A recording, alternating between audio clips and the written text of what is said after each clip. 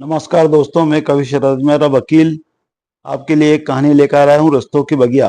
रिश्तों की बगिया को टाइम टाइम से मधुर वचन रूपी खाद स्नेह सरिता का मधुर जल से नहीं सींचा जाए, प्यार और दुलार सम्मान और भावना से पौधों की देखरेख नहीं की जाए तो उस बगिया को उजड़ते देर नहीं लगती है। कुछ इसी तरह से आरती की जीवन बगिया में भी मान, अहंकार, ईगो और जिद रूपी कीड़े लग गए थे और उसकी बगिया भी उसकी आंखों के सामने उजड़ती जा रही थी। मानपुर गांव के प्रतिष्ठित पंडित रविशंकर मिश्रा जी की 4 औलादें क्रमशः रामेश्वर, राजेश्वर, भारती और आरती में सबसे छोटी और माता पिता की लाडली आरती थी। पंडित जी ने चारों बच्चों का विवाह कर दिया था, अपना फर्ज पूरा कर लिया था। उनकी दोनों बहुएं अंजू और मंजू सगी बहनें देवरानी जेठानी बनकर घर में आ गई थी। भारती का विवाह भी नजदीकी शहर में प्रतिष्ठित परिवार में हो गया था।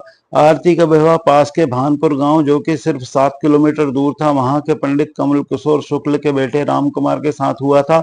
7 बहनों का इकलौता भाई था राम कुमार। घर में हमेशा एक न एक बहन का आना जाना लगा रहता था।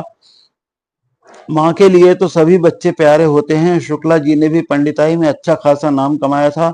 आसपास के 20 गांव में उनके जजमान थे। गांव में वह संपन्न परिवारों में आते थे। शायद यही वजह थी कि संपन्नता और इकलौता बेटा देखकर पिताजी ने आरती के लिए राम को पसंद कर दिया था और आरती का विवाह वहां पर कर दिया था। परंतु आरती तो अपनी माँ और बहन भारती की लाडली थी और माँ बहन के होते हुए उसे कभी बहुत अधिक घरेलू काम नहीं करना पड़ा था।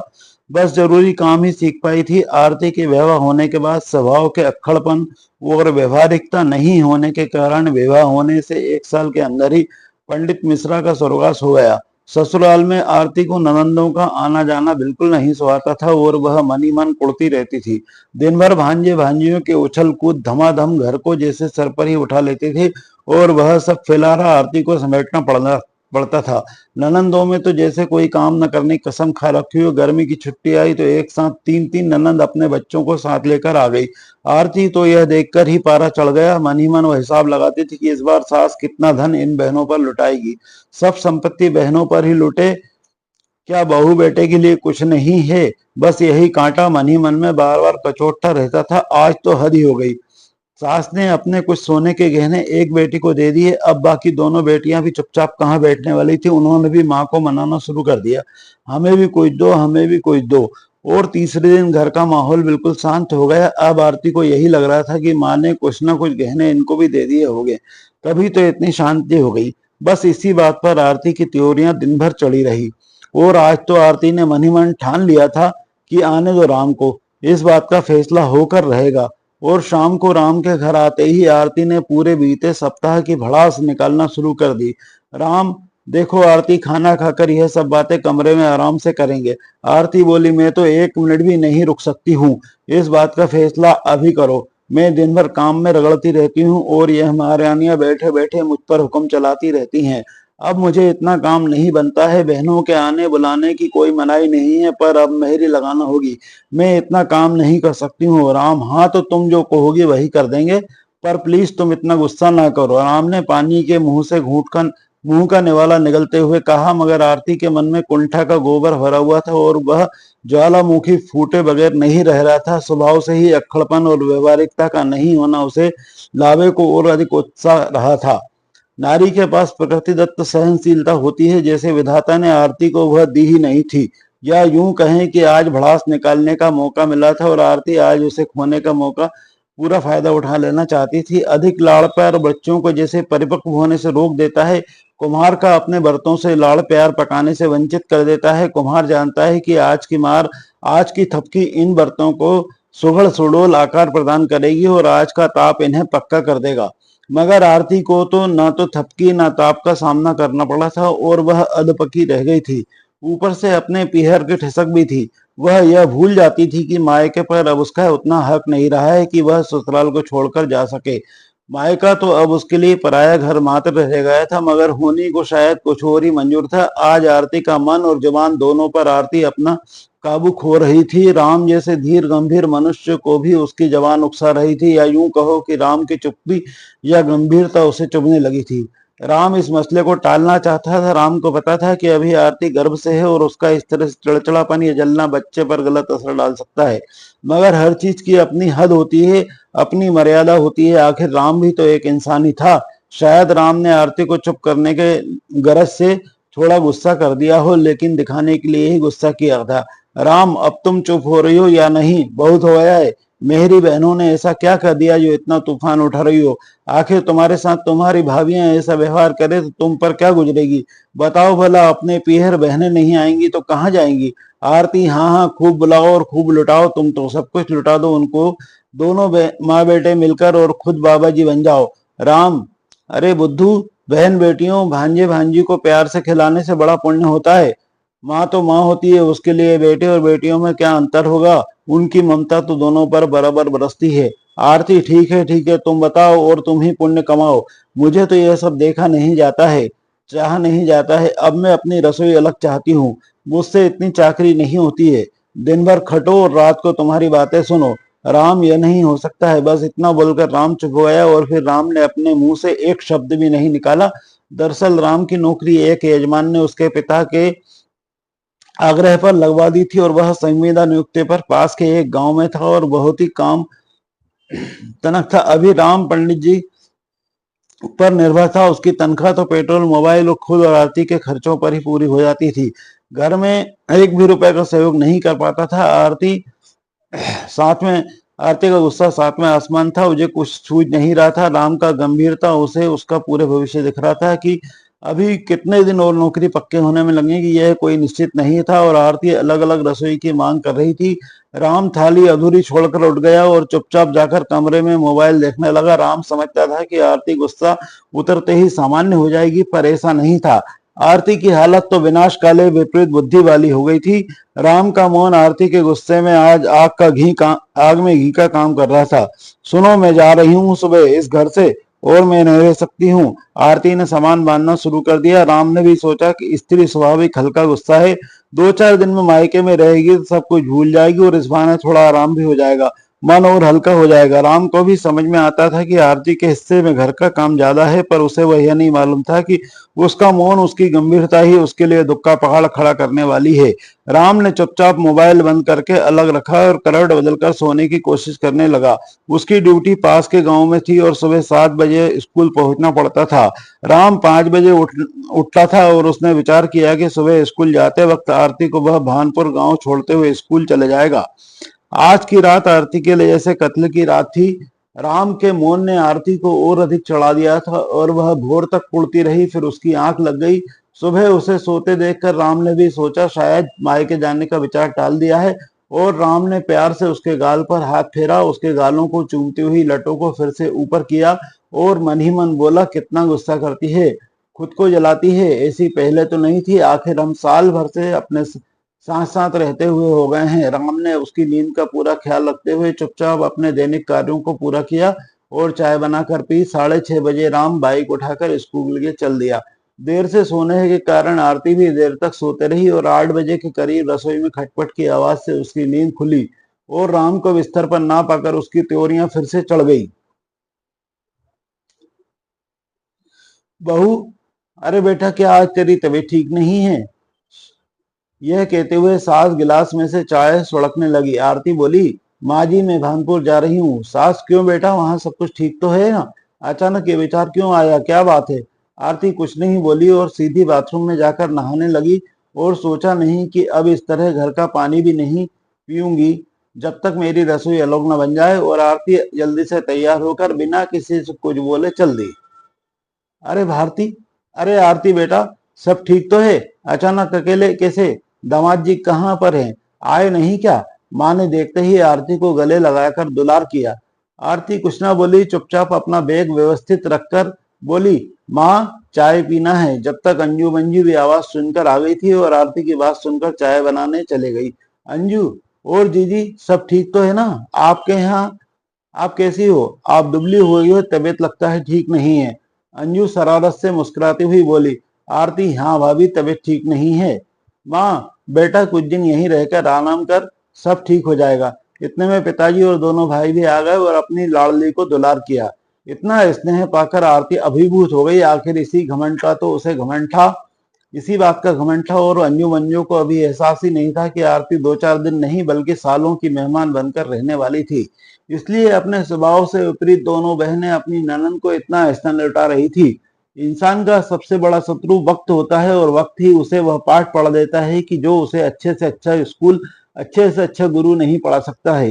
एक वक्त ही गहरे से गहरे जख्मों को भी भर देता है और वक्त ही इंसान को उसकी असली औकात भी दिखा देता है। पल भर में राजा को रंक और रंग को राजा भी बना देने वाला वक्त ही आखिर आरती की आंखों पर पट्टी बंदी को खोलने वाला था। वक्त ही आरती को उसके असली घर का परिचय करवाने वाला था। वक्त ही आरती को राम का असली परिचय करवाने वाला था।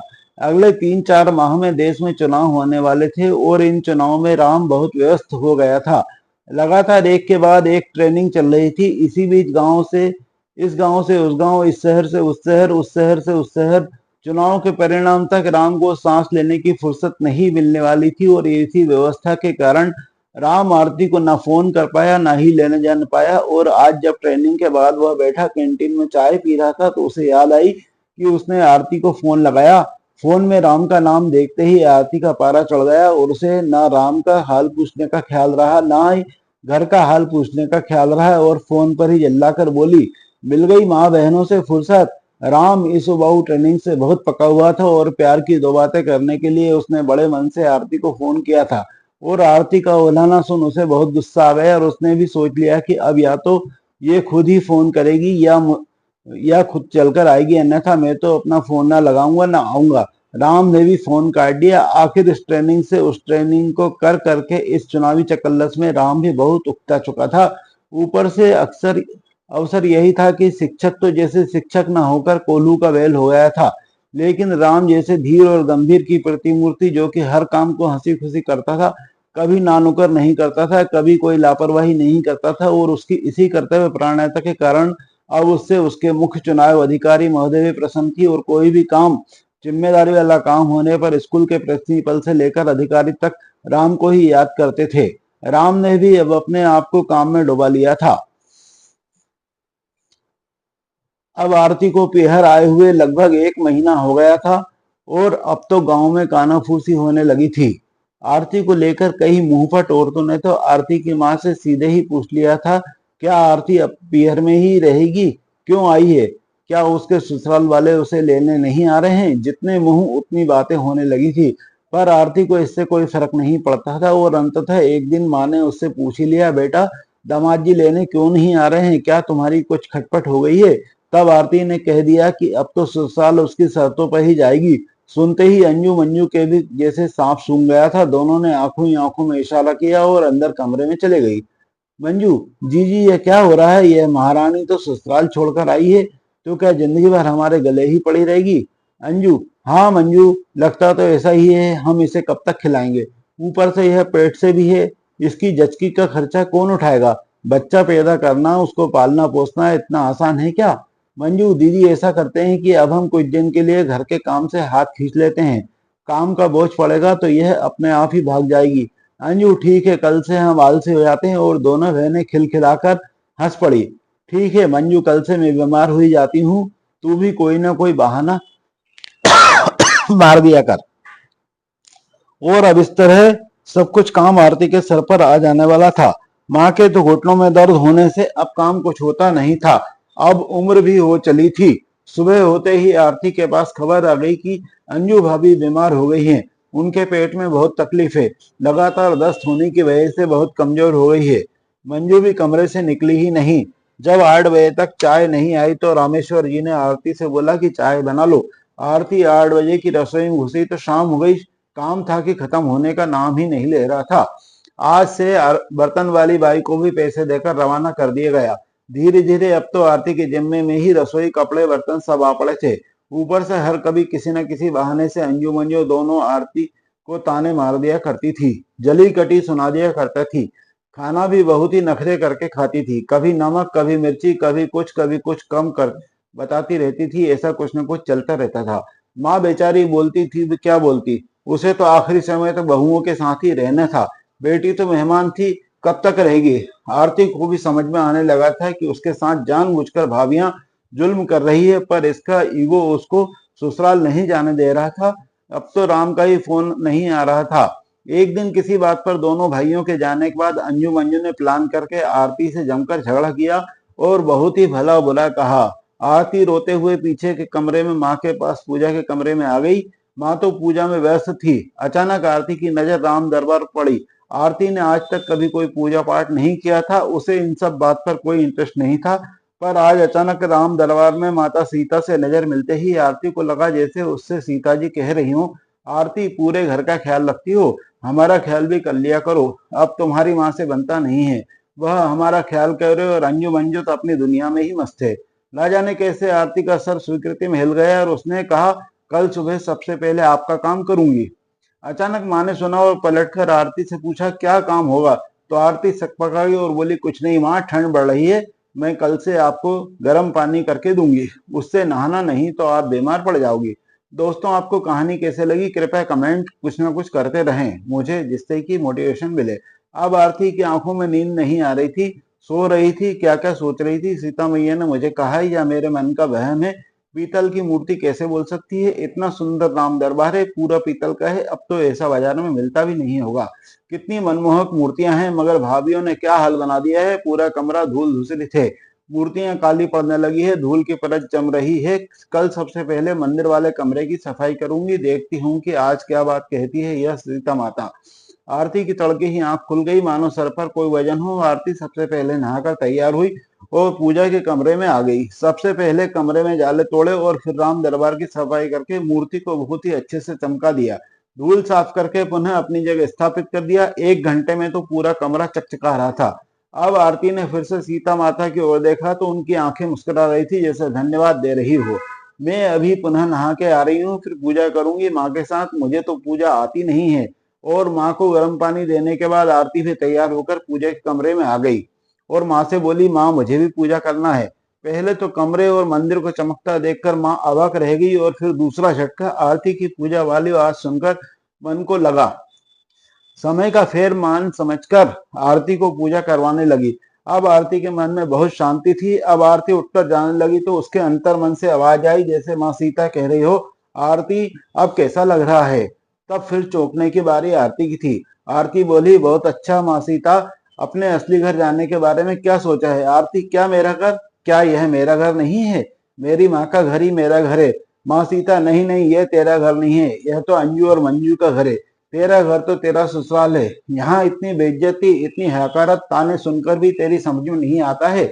आरती, अगर वहां से तो उन ननद के मारे बहुत परेशान हूँ, माँ जी सब कुछ उन्हीं पर लुटाती है। माँ सीता बोली, जैसे यह तेरी माँ का घर है वैसे ही वह उनकी माँ का घर है।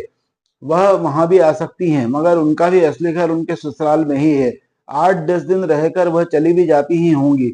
अगर रहा सवाल तेरी सास का कि वह सब कुछ लुटाती रहती है, तो उनके पति का कमाया हुआ धन ही है, वह उसका कुछ भी करे, तुझे उससे क्या? तुझे तो उन्होंने कभी किसी चीज की कमी नहीं होने दी, तेरी हर जरूरत पूरी करी। तेरे आदमी की इतनी आमदनी नहीं थी, फिर भी तुझे कोई कमी नहीं होने दी। क्या तेरी सास तुझसे कभी लड़ी थी या राम ने कभी तुझे डांटा हो? आरती, नहीं, मुझे तो कभी तू तक नहीं बोला और राम ने भी कभी मुझे नहीं डांटा। माँ सीता, तो फिर क्या हुआ? तुझे परेशानी क्या है? वह सिर्फ ननद का घर है, लेकिन वह बहुत ज्यादा दिन तो वहां नहीं रहती। तुझे इतना गुस्सा भी नहीं करना चाहिए। खार या जलन एक स्त्री का स्वाभाविक गुण होता है।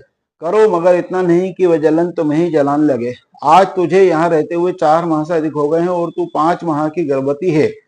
अपनी भाभीियों की दिन रात सेवा करके भी खुश है और वहां कभी कभार ननद आने वाली रहती हैं तो उनकी सेवा से तेरा तू जी चुराती है। तू चाहती हो सास से कह के महरी लगवा सकती थी। तेरी सास दादी बनने की चाहत में तेरी हर इच्छा को पूरी कर देती। आरती, तेरी पूरी गलती है, तू सरासर गलत है। अब आदमी की तकदीर मुस्कुराने वाली होती है तो भगवान उसकी अंतरात्मा से किसी न किसी रूप में उसे सही राह दिखाने लगते हैं। आज आरती की तकदीर भी मुस्कुरा रही थी। उसकी खोदी हुई खाई से निकलने का रास्ता परमात्मा उसे माँ सीता के संवाद के रूप में दिखा रहे थे और यह बातें आरती की समझ में आ रही थी। और अब आरती की आंखों में झरझर आंसू बह रहे थे। शायद अब जलन की जगह पश्चाताप की अग्नि ले ली थी और इसलिए आरती की आंखें बह रही थी। अब आरती को राम की, अपने घर की, अपनी सास की बहुत याद आ रही थी। आरती, तो माँ, अब मैं क्या करूं? मुझे रास्ता बताओ, किस तरह मैं इस उलझन से निकलूं?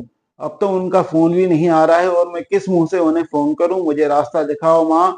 माँ सीता, तू माफी मांग। माफी मांगने से कोई छोटा नहीं होता है और राम तो बहुत ही गंभीर, शालीन और बड़े मन का आदमी है।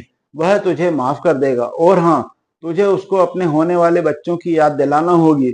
वह काम की व्यस्तता में अपने बच्चे को भूल गया है। आरती के अंतरात्मा से आवाज आ रही थी कि आरती सब कुछ सुन रही थी। अचानक उसे याद आया कि अभी अभी माँ सीता ने उसे बच्ची राम और मेरी बच्ची कहा, तो क्या मेरे गर्भ में लड़की है? माँ सीता, अब आरती तू क्या करेगी? तेरी सास अगर बेटियों को चाहे तो गलत है, तो तू क्या अपनी बेटी को भी पीहर नहीं आने देगी? बता क्या करेगी? अब आरती के सब्र का बांध टूट पड़ा था। आरती बुक्के फाड़कर रोने लगी। रोने की आवाज सुनकर माँ कमरे में आ गई। माँ बोली, आरती क्यों रो रही हो? क्या हो गया? आरती, मुझे अपने घर जाना है। माँ, मुझे अपनी गलती का एहसास हो गया है। मैंने अपनी सास और पति का अच्छे होने का फायदा उठाया है। माँ, मैं जा रही हूँ। और आरती ने रोते रोते अपना बैग जमाना शुरू कर दिया। अचानक आरती रुक गई, जैसे उसे कुछ याद आ गया हो। अब तक अंजू मंजू भी कमरे में आ चुकी थी। अचानक आरती बारी बारी से अपनी भाभी के गले लपट कर रोती हुई बोली, भाभी, मैं जा रही हूँ अपने घर, और मुझे आपसे विदाई में एक चीज चाहिए। मैं माँ से नहीं मांगूंगी, क्योंकि अब मैं अपने घर जा रही हूँ, तो इसलिए आप मुझे विदाई दो। भाभी बोली, अच्छा है, भला टल रही है। ज्यादा से ज्यादा क्या मांगेगी? साड़ी, कपड़े, गहने। अगर इसकी डिलीवरी यहाँ ही तो उससे ज्यादा खर्च हो जाएगा। और तुरंत ही अंजू बोली, हाँ हाँ दीदी, आप तो बोलो आपको क्या चाहिए, हम दे देंगे। आरती, भाभी, मुझे राम दरबार चाहिए। अंजू, जो कि उम्मीद बहुत ज्यादा की कर रही थी और इतने सस्ते में लिपटे देकर उसकी खुशी छुपाए नहीं छुप रही थी। मंजू की हालत भी कुछ ऐसी थी। उसने भी बहन की हाँ में हाँ मिलाते हुए कहा, हाँ दीदी, ले आओ। आप ही पूजी करती रहे ना, इससे आपके बच्चे पर अच्छे संस्कार पड़ेंगे। और आरती ने अपने कपड़े का एक तरफ रखकर एक पुराने गत्ते के खोखे में राम दरबार रखकर आसपास पुरानी रद्दी पेपर तोड़ मरोड़ के भर दिए और आसपास से रस्सी से बांधकर डब्बा तैयार कर दिया। दीदी, आप जाओगी कैसे? मैं देवर जी से बोलती हूँ कि वह आपको छोड़ आएंगे। और अंजू रोती हुई, जैसे अगर उसने देर कर दी तो आरती अपने जाने का विचार कैंसिल कर देगी। इस तरह अपने देवर रामेश्वर को ढूंढती हुई बाहर निकल गई। रामेश्वर अपने दोस्तों के साथ बाहर खड़ा था। भाभी के आवाज देने पर वह दौड़ा हुआ आया। और भाभी, क्या हुआ? क्यों घबरा रही हो? तब अंजू ने उसे आदेश देते हुए कहा कि आप आरती दीदी को उनके घर भानपुर छोड़कर आइए, वह जाना चाहती हैं। आरती, अच्छे से इसके व्यवहार को भी देख ले। गत्ते के डब्बे में से आवाज आई, जो कि वास्तविकता में आरती की अंतरात्मा की आवाज थी। और आरती भी खुशी खुशी कार में सामान जमाने लगी। भाभी भैया से गले लगी और उसने क्षमा मांगी और कार में बैठ गई। और हाँ, उसके साथ एक चीज और जा रही थी। वह थी माँ सीता और उसकी जागू ही अंतरात्मा। लेखन, संपादन एवं प्रस्तुति कवि शरद अजमेरा, वकील अशोक गार्डन, भोपाल, मध्य प्रदेश। आज आपको कहानी कैसी लगी? कृपया कमेंट अवश्य करें। वीडियो को लाइक, चैनल को सब्सक्राइब करें। धन्यवाद।